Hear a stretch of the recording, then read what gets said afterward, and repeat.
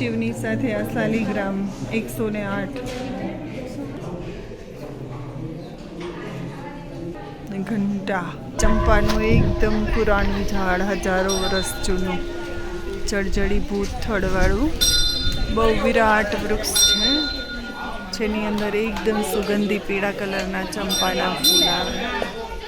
પિત્તળનો સુંદર પોઠિયો છે જે મંદિરની બહાર મૂકવામાં આવ્યો છે.